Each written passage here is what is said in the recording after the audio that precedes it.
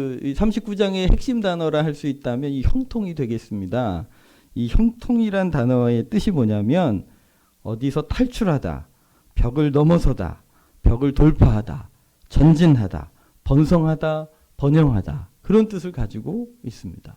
그러니까 요셉이 비록 노예로 잡혀갔지만 그 잡혀간 곳에서 어떻게 됐다고요? 형통하게 되었는데 이게 구출되었고 탈출되고 벽을 뛰어넘고 벽을 돌파하고 전진하고 번성하고 번영했다는 뜻이 되죠.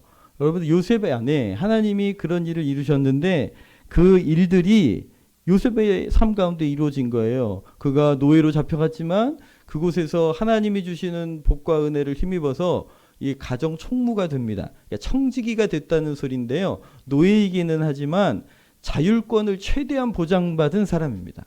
다른 노예들은 시키는 대로 해야 되지만 이 청지기는요, 자기가 기획하고 자기가 생각하고 자기가 선택합니다. 나중에 그 결과에 대해서 주인한테 평가만 받으면 되는 사람이에요. 그러니까 그 노예의 그 비참한 자리에서 탈출하고 그리고 노예의 그 비참한 한계를 돌파하고 넘어선 그리고 번성하고 번영하는 은혜들을 사람들이 보게 되었다는 거지요. 하나님이 주시는 형통은요, 눈에 보입니다. 누가 봤대요? 보디발 장군이 봤대요. 그가 하나님을 본 게 아니에요. 그가 하나님이 보여진 게 아닌데 요셉의 삶에는요, 하나님이 도와주시지 않으면 안 될 그 불가능한, 사람들의 계산으로서는 불가능한 하나님의 도우심이 요셉과 함께하고 계시는 것들을 주변 사람들이 목도한 거예요. 본 거예요. 평가한 것이죠.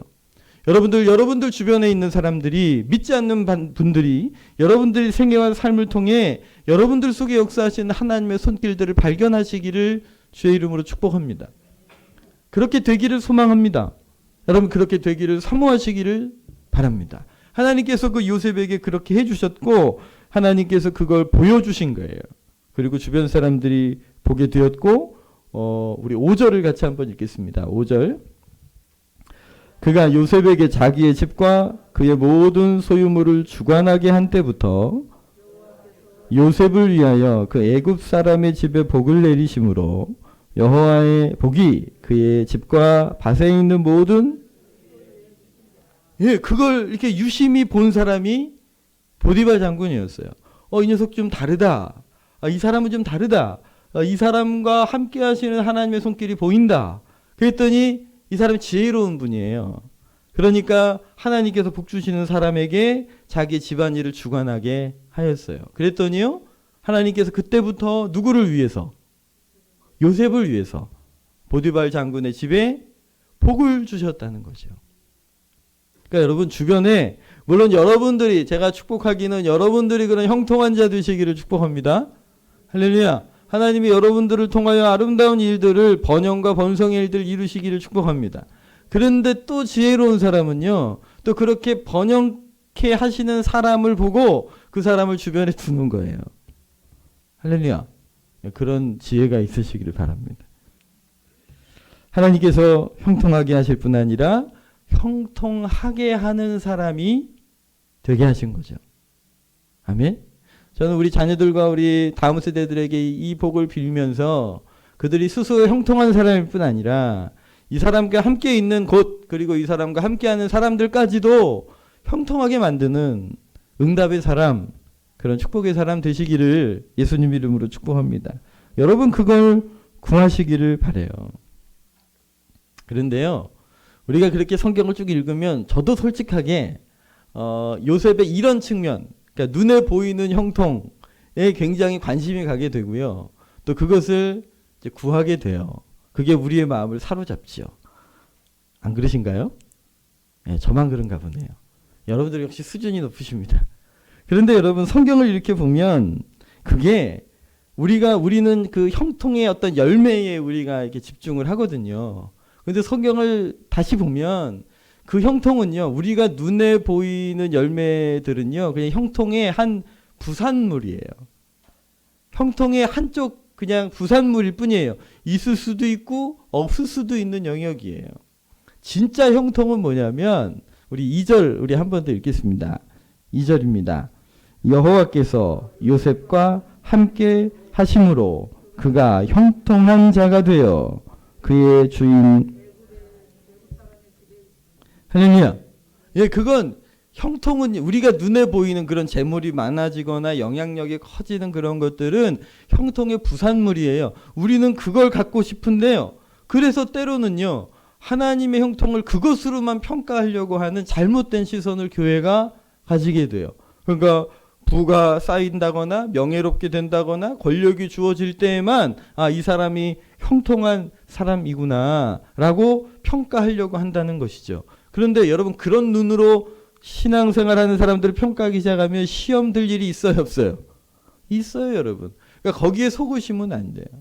29장만 봐도 그래요. 하나님이 요셉과 함께 하셔서 그가 형통한 자가 되었다고 하는데, 오늘 읽은 이야기 뒤에 가면 무슨 일이 벌어집니까? 보디발 장군의 아내가 그를 유혹하다가 그 유혹이 안 넘어가니까 그거를 그 오해를 사가지고 감옥에 갇히게 되죠. 그럼 요셉은 형통한 사람입니까? 아멘입니까? 노멘입니까? 그런데 성경은 뭐라고 평가하시냐면 그래도 형통했다는 거예요.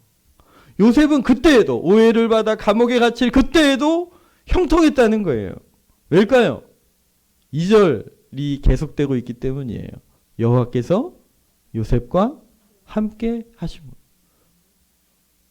비록 오해를 받아 감옥에 갇히는 순간에도 하나님은 그와 함께 하셨기 때문에 요셉은 여전히 형통했다는 것이죠. 여러분, 이 요셉의 형통의 평가는 그에게 주어지는 권력이나 부와 명예를 통해 평가받아야 될 일이 아니라 그의 생애가 어떻게 쓰임받았는가를 보시고 평가하셔야 해요. 진정한 형통은 그 사람을 통하여 하나님의 구속사의 역사가 이루어지는 거예요. 영혼들이 구원받고 도움을 얻는 거지요. 나중에 요셉을 통하여 근동지방에 임한 기근 앞에서 애굽 사람들과 근동지방 모든 사람들과 이스라엘 사람들을 구원하는 통로로 쓰임받지요. 오늘 그 과정을 걷고 있는 거예요. 그 과정에 하나님이 늘 함께 계셨고, 때로는 우리 눈에 보이기에는 막 그 올라갔다가 내려갔다가 이런 롤러코스터를 타는 듯 하지만, 그래도 여전히 요셉이 형통했던 것은 여호와 하나님께서 그와 함께 계셨기 때문입니다. 먼저는 여러분, 우리가 이 형통을 평가하는 어떤 기준과 눈을 오늘 새롭게 하시기를 축복합니다. 우리 잠언서 8장 21절 같이 한번 읽겠습니다. 21절. 이는 나를 사랑하는 자에게 재물을 얻어서 그 곳간에 채우게 하려. 21절 너무 좋죠? 안 좋으신가 봐요. 지금 마스크를 하고 계셔서 여러분들 표정을 제가 읽을 수가 없어요. 근데 전 좋던데. 이는 나를 사랑하는 자에게 재물을 얻어 그 곳간을 채우게 하려 함이심이랍니다. 여러분들에게 이런 은혜가 있으시기를 바랍니다. 그런데 여러분, 이건 부산물이라니까요. 왜냐하면 20절을 보시면 뭐라고 말씀하시나요? 나는 정의로 길로 행하며 공의로운 길 가운데로 다니나니. 하나님께서 공의와 정의로 행하시는 중에 자녀들에게, 우리 주의 백성들에게 이런 열매들이 그냥 맺어지는 거예요. 할렐루야. 19절입니다. 내 열매는 금이나 정금보다 나으며 내 소득은 순금보다 나음이라. 이게 주님의 마음이에요. 주님이 주시는 거는 금이나 은보다 나은 거예요. 할렐루야. 더 가치 있는 거예요. 금이나 은 가지고는 평가할 수 없는 것들이에요. 근데 우리는요, 자꾸 이게 속아요, 속아. 그러니까 하나님의 임재와 이 함께 하심을 자꾸 눈에 보이는 재물이나 어떤 그런 권력이나 명예로 평가하려고 할 때가 있죠. 여러분, 그건 부산물이라니까요. 그러니까 우리의 마음을 거기에다 두지 마시고 어디에다 두셔야 돼요? 하나님이 함께 하심에 우리의 마음과 눈을 두시기를 예수님 이름으로 축복합니다. 주님이 함께 하십니다. 성경을 피셨으니까요. 우리 23절 함께 읽을까요? 23절입니다. 창세기 39장 23절입니다. 같이 읽겠습니다.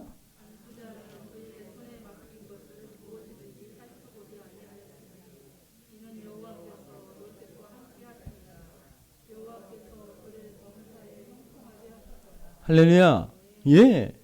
그러니 노예에 있다가 청지기간 된 그때도 형통했지만 감옥에 갇혀 있었던 그때도 하나님이 형통하셨고 형통한 일을 보여주신 것이요. 오늘 때로는 우리의 인생이 이렇게 때로는 계곡을 통과하고 있는 듯한 느낌이 드신 분들도 있을 수 있어요. 근데 여러분 그때도 형통함을 믿으시기를 바랍니다. 내가 원하지 않는 삶의 상황 속에 있을지라도 하나님이 나와 함께 하심을 확인하고 계시다면, 오늘 내가 그분과 교제하고 계시다면 그분의 음성이 있고 그분의 말씀이 있고 오늘 내 영혼에 주님의 임재가 있으시다면 지금 형통하신 겁니다. 지금 과정을 통과하고 계신 겁니다. 마땅히 오늘 우리를 통하여 하나님의 놀라운 구속의 역사를 이루어 가실 줄 믿으시기를 축복합니다. 성경에 보면 하나님을 소개할 때 하나님, 우리가 보통 이제 성경에 하나님이라고 번역된 구절은요, 히브리어로 보면 엘로힘이라는 구절로 번역되어 있습니다. 엘로힘이라는 말은요, 당시 근동지방의 사람들은 엘이라는 신을 알고 있었어요. 근데 하나님을 표현할 때는요, 엘로힘이라고 해서 이 하나님의 이름을 이게 고백하고 높이고 있는 것이죠. 엘로힘. 근데요, 우리 출애굽기 6장 3절입니다. 같이 한번 읽겠습니다. 내가 아브라함과 이삭과 야곱에게 전능의 하나님으로 나타났으나, 그러니까 여러분 아브라함과 이삭과 야곱에게는 어떤 하나님으로 당신을 알려주셨다고요? 전능하신 하나님. 이걸 히브리어로 보면 엘쉐다이라는 단어입니다. 그러니까 아브라함과 이삭과 야곱에게는 전능하신 하나님, 무엇이든지 할 수 있는 하나님으로 알려주셨다는 거죠. 그런데요, 이제 모세에게 나타나셔서는 당신의 이름을 뭘로 알려주셨어요? 예, 나의 이름을 여호와로는 그들에게 알리지 않. 그러니까 아브라함과 이삭과 야곱에게는 이 이름은 알려주시지 않으셨다는 거예요. 그런데 누구한테 알려주셨어요? 모세에게 알려주신 거예요. 여호와. 원래 이제 히브리어는요, 이 모음만 쓰여져 있었습니다. 모음이 있고 자음이 없어요. 그러니까 제가 이름이 김재희잖아요. 그럼 히브리어로 쓴다면 기역, 지읒, 히읗만 써놓고 김재희라고 읽는 거예요. 그러니까 정확하게 해야겠다. 제 이름을 적어놓으면 기역, 미음, 지읒, 그 다음에 히읗 써놓고 김재희라고 읽는 거예요. 그러니까 이 히브리 사람들은요, 관습적으로 읽고 적기는 모음만 적어놨어요, 원래. 근데 이 여호와의 이름이 하나님의 이름이잖아요. 너무 이 이름이 존귀해가지고요, 사람들이 여호와라고 부르지를 않고 아도나이, 주님이라는 말로 바꿔서 불렀어요. 그 이름이 너무 존귀하니까. 하도 그 이름을 안 불러가지고요, 이 단어를 어떻게 읽는지 사람들이 다 잃어버렸어요. 후대 사람들이 연구를 하면서 이 이름을 여호와 혹은 야훼라고 불렀겠구나라고 추측하고 있을 뿐이에요. 그러나 오늘 여호와의 이름을 알려주셨잖아요. 그러면서 이 여호와의 이름의 뜻을 이 모세에게 해석해 주세요. 그게 출애굽기 3장 14절입니다. 같이 한번 읽겠습니다. 하나님이 모세에게 이르시되 나는 스스로 있는 자이니라. 또 이르시되 너는 이스라엘 자손에게 이같이 이르기를, 스스로 있다고 말씀하고 계세요. 근데 이게 이제 한글로 번역해놔서 이게 스스로 자존하시는 분이시다라고 이제 해석을 해놓은 건데요. 이제 이 부분을 이제 히브리어로 읽어보면, 이제 다음 장면 좀 넘겨주시면요, 이렇게 되어 있습니다. 근데 여러분 히브리어는요, 우리는 왼쪽에서 오른쪽으로 읽죠. 히브리어는 오른쪽에서 왼쪽으로 읽어갑니다. 그러나 다행인 것은 양쪽에 있는 단어가 똑같죠. 가운데 있는 건 관계대명사예요. 그래서 영어로 보면 I am who I am 이렇게 읽을 수 있습니다. 그러니까 나는 나다 라는 뜻이 됩니다. 그걸 한글로 스스로 있는 자다라고 번역을 해놓은 거죠. 그런데 조금 더 정확하게 하면 다음 그림 보시면, 근데 이 나는 나다라는 이 구절이 이제 비동사인데 이제 미완료태입니다. 그러니까 완성되지 않은 거죠. 앞으로 이렇게 될 것이다라는 뜻입니다. 그러니까 정확하게 해결한다면 나는 내가 되고자 하는 나다. 어느 장소이든지 어느 때에서든지 나는 내가 되고자 하는 나다. 이 얘기입니다. 이 이름을 하나님께서 모세에게 언제 보여주셨냐면 우리 출애굽기 다음 말씀입니다. 출애굽기 3장 11절 12절 말씀, 모세가 하나님께 아뢰되 내가 누구이기에 바로에게 가며 이스라엘 자손을 애굽에서 인도해 내리까. 나이가 80이 먹은 모세에게 나타나셔서 너 가서 이스라엘 사람들 구원해 내라 그런 거예요. 뭐 군대가 있는 것도 아니고 모세를 따르고 있는 사람도 아니고 이제 나이 80대에서 인생 정리해야 될 시점에 아니 그 바로와 대적해서 백성들을 끄집어내오라는 거예요. 가 죽으라는 얘기죠. 그랬더니 모세가 가겠다고 하는 거예요? 안 가겠다는 소리예요. 주여 전 못 가요. 제가 그걸 어떻게 합니까? 그랬더니 12절에 주님이 약속을 주시는 거예요. 같이 읽겠습니다.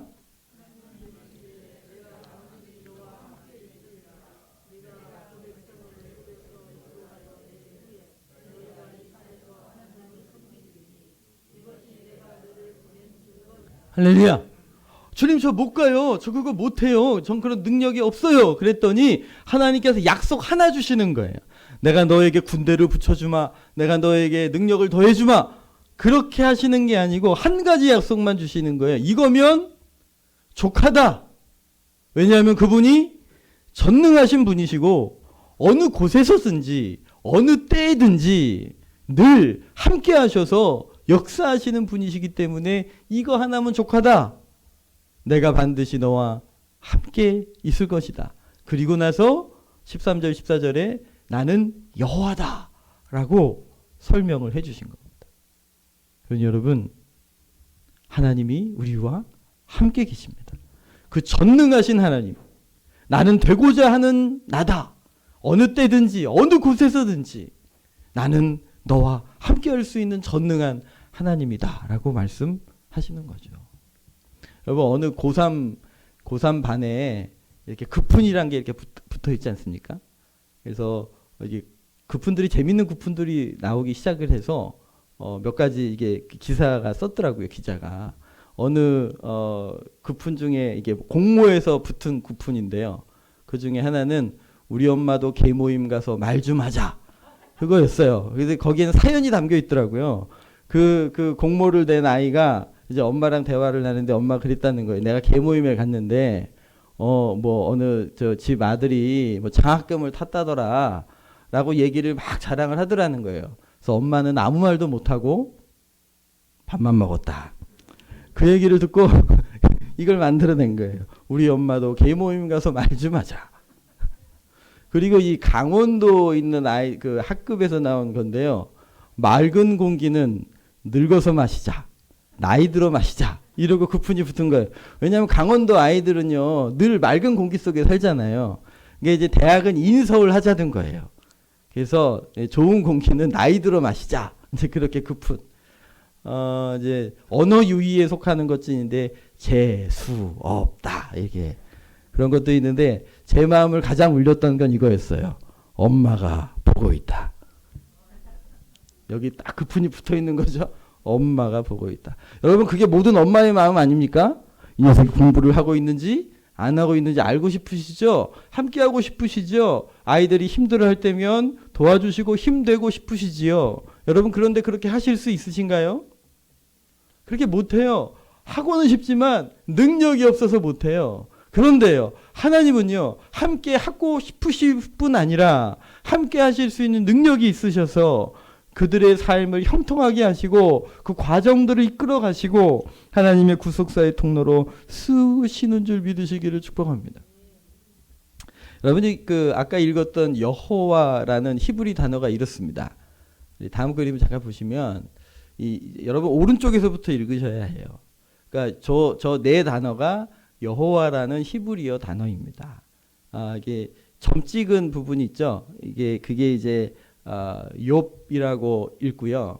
그 다음에 그 밑으로 이제 무슨 이게 그림처럼 되어 있는 것이 헤이라고 읽습니다. 그리고 좀 길게 나온 것이 바브라고 읽고요. 헤이. 그러니까 이 네 단어입니다. 그런데요, 이 히브리어 단어는요, 한문의 성형 문자처럼 각 단어마다 의미를 담고 있습니다.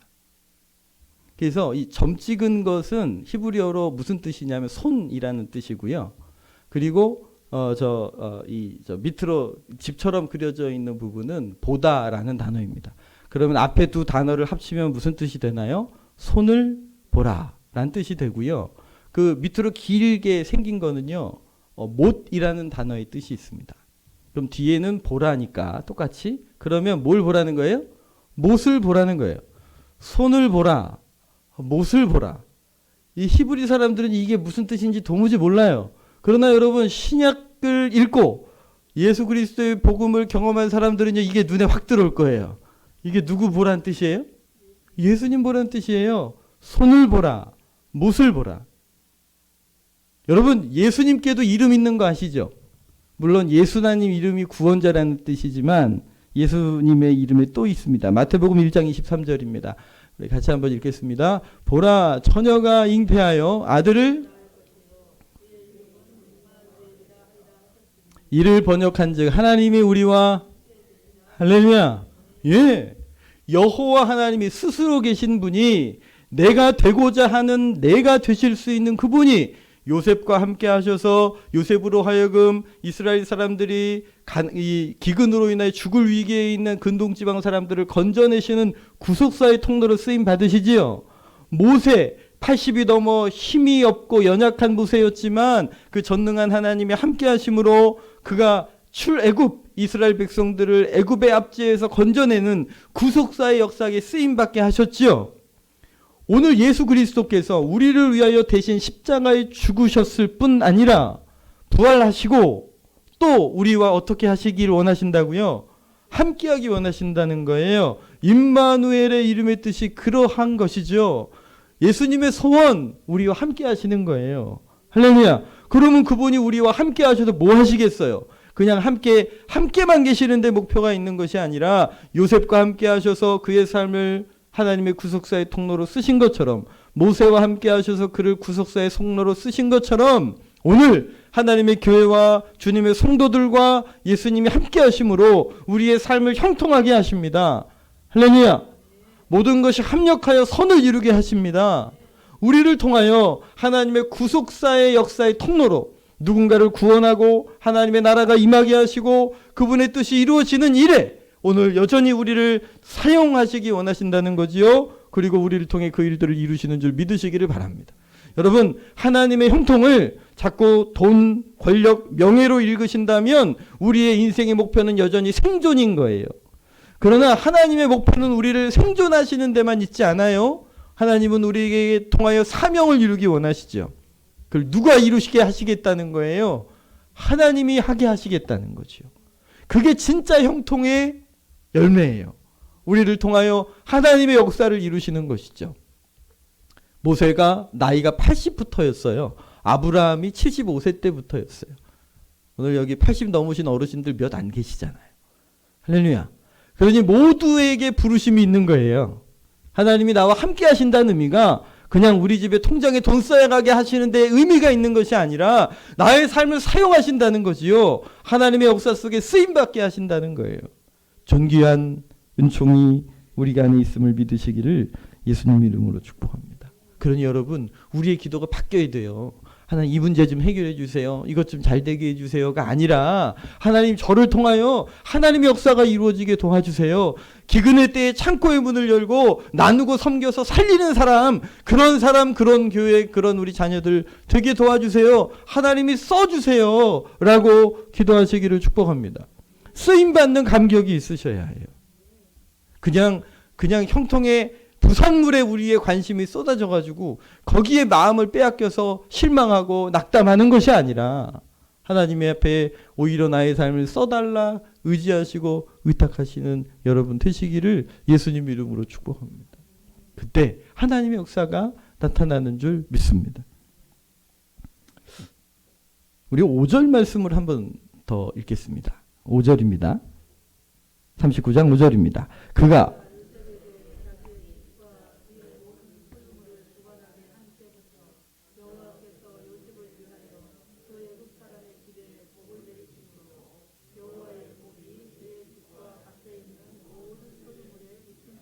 할렐루야.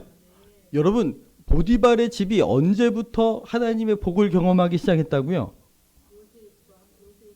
요셉에게 그 가정의 모든 것을 주관하게 한 때부터 그 가정이 복을 경험하기 시작했다는 거죠. 이게 눈이 확 열리셔야 되는데. 할렐루야. 여러분, 보디발은 하나님과 전혀 상관없던 사람이에요. 그런데 요셉에게 그의 모든 것을 주관하게 한 때부터 그와 그의 가정에 눈에 띄도록 역사하시는 주의 손길을 경험하게 됐다는 거죠. 여기에 여러분 인생의 비밀이 있습니다. 하나님이 함께 하시는 사람에게 주관하게 해도 이런 일이 벌어지는데요. 오늘 우리의 삶에 늘 함께 하시기 원하시는 그분께 우리의 인생이 주관하도록 드려진다면 하나님께서 그냥 계시실 수 없다는 거지요. 요셉과 함께 하셨는데 그 요셉에게 일을 주관하게 맡겼더니 그 맡겨진 곳에 하나님의 역사가 일어난 것처럼 말입니다. 오늘 우리의 삶이 우리 안에 이미 들어와 계신 예수 그리스도께서 내 삶을 주관하시도록 그분께 내어드린다면 하나님께서 이 놀라운 역사가 몸된 교회 위에 우리 가정 위에 자녀들에게 나타날 줄 믿습니다. 우리 빛나는 교회 연구표가 그래서 예수님이 주인 되신 교회예요. 예수님이 주인 되셔야 해요. 저도 하고 싶은 게 있겠죠. 저도 저의 판단과 생각이 있겠죠. 우리 성도님들도 그런 마음들이 있지 않겠습니까? 그럼에도 불구하고 우리 빛나는 교회는 누가 주관하셔야 해요? 예수님이 주관하셔야 돼요. 목사 뜻대로 가는 교회가 아니라 성도들의 다수 의견에 따라 움직이는 교회가 아니라 누구의 뜻대로 움직이는 교회여야 해요. 예수님의 뜻대로 주관되시는 교회여야 해요. 그래서 늘 기도해요. 하나님, 예수님이 주인 되신 교회 되게 하여 주시옵소서. 당연히 그러니 저도 예수님께서 저를 통치해 주셔야 하고 온 성도들을 통치해 주셔야 하지요. 여기에 비밀이 있다니까요. 그때부터 달라지는 거예요. 예수님이 주관하시는 그때부터 우리의 인생이 달라지는 거지요. 근데 사람들이 그걸 잘 못 믿어서 자꾸 주님께 조건을 걸어요. 주님 이렇게 해주시면 이렇게 할게요. 그럴 때 있지요. 보통 서원하고 다급할 때 하는 기도이기도 한데 근데 여러분 하나님께서 뭔가 하나님의 소원을 주셔서 하는 서원은요. 하나님의 뜻을 이루는 길에 쓰임받습니다만 하나님께서 어떤 명령이나 소원을 딱 주셨는데 이게 내 마음에 안 들어. 불안해. 그래가지고 그럼 주님 이렇게 하면 할게요. 이런 식의 서원은요. 오히려 하나님의 역사를 제한하게 되는 거예요. 여러분 그냥 주님께 맡기세요. 그분이 주관하시게 하세요. 자꾸 그 내 인생의 그 인지의 한계를 가지고 있는 내 생각으로 자꾸 주판을 튕기면서 주님께 조건 내걸지 마시고요. 하나님이 원하시는 게 우리 마음에 들어오실 때 감동 주실 때는요. 그냥 아멘 하고 순종하시길 바랍니다. 그분께 주관하도록 맡겨드리면 하나님이 요셉의 삶을 통해 모세의 삶을 통해 그리고 우리의 수많은 믿음의 선배들을 통해 교회들을 통해 이루셨던 그 일들이 오늘 우리의 교회와 우리의 삶을 통해서도 나타날 줄 믿으시기를 축복합니다. 어느 날 한 목사님께서 예수님께서 중풍병자를 치료해 주시는 장면을 묵상하고 있었습니다. 우리 누가복음 5장 19절 말씀인데요. 우리 같이 한번 읽을까요? 무리 때문에 메고 들어갈 길을 얻지 못한지라 지붕에 올라가 기와를 벗기고 병자를 침상채 무리 가운데 예수 앞에 달아 내리니 예수께서 그들의 믿음을 보시고 이르시되 이 사람이 이렇게 묵상하고 아멘 지금 이렇게 하셨군요. 우리 넘어가려고 하는데 하나님이 계속 붙드시더라는 거예요. 계속 묵상해라. 계속 묵상. 그래가지고 이 구절을 계속 묵상하는데 묵상하다가 하나님께서 자기 마음 가운데 한 가지를 밝히 보이시는 게 있더라는. 그게 뭐였냐면 여러분 이 중풍병자와 그리고 중풍병자를 달아내린 이 친구들과 사람들은요. 지금 무슨 소원을 품고 지붕까지 뜯어내며 예수님 앞에 내려놓은 거예요? 그렇죠. 중풍병 고쳐달라고요. 오직 그 강렬한 한 가지 소원으로 이 예수님 앞에 이 친구를 내려놓은 거지요. 그 수고를 애쓰면서 말입니다. 그런데 여러분 예수님께서는 지금 뭘 해주고 계십니까? 그렇죠.